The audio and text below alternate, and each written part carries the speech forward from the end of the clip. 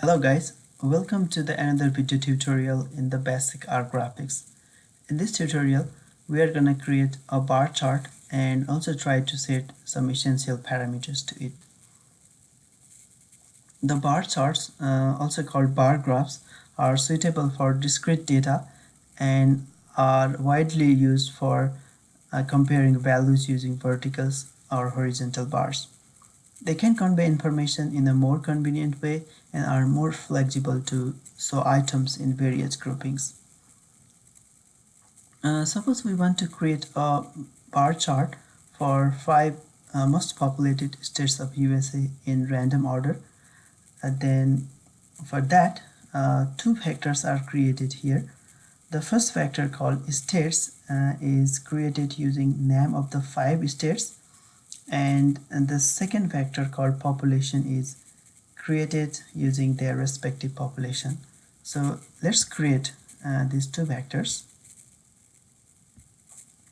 Okay, now we can create our bar chart using the bar plot function, and the function here uh, uh, takes 2 arguments. The first one is the population, and the first argument should always be either vectors or a matrix.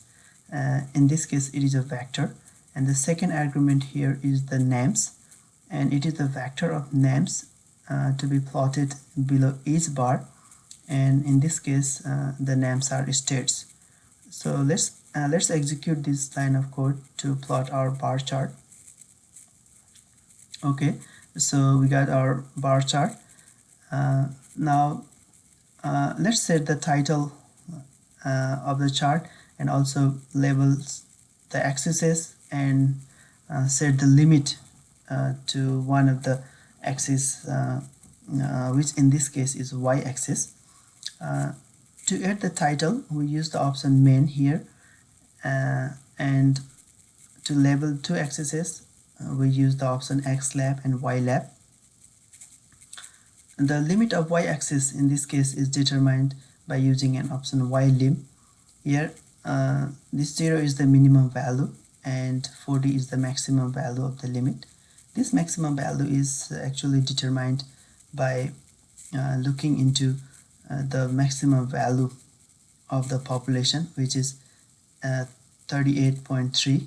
So setting 40 as the maximum value is reasonable here. So let's execute this line of code.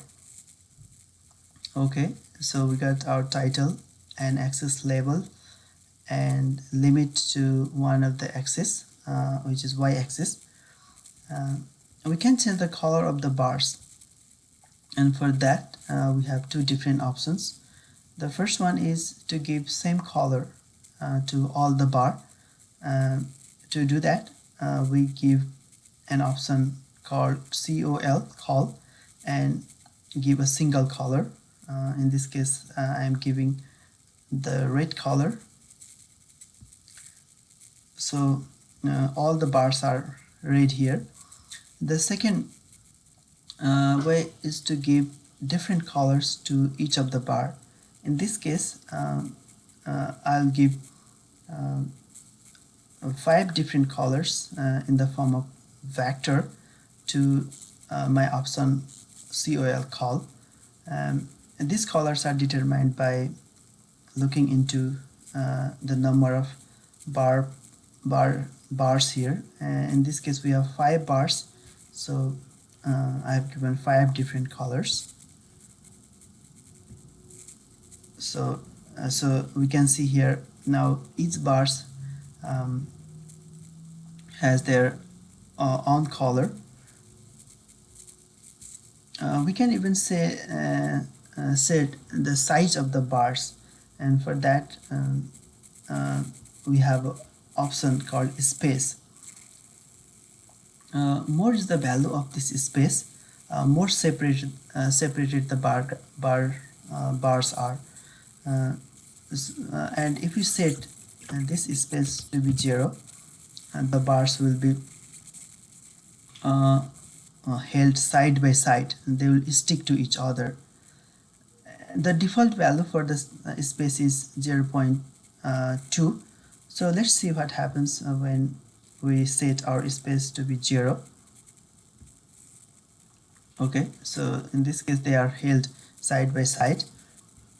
And what happens if we increase the value of space to around 2, let's say? In this case, the bars are more separated. So we can change the value of this space to determine the size of the bars.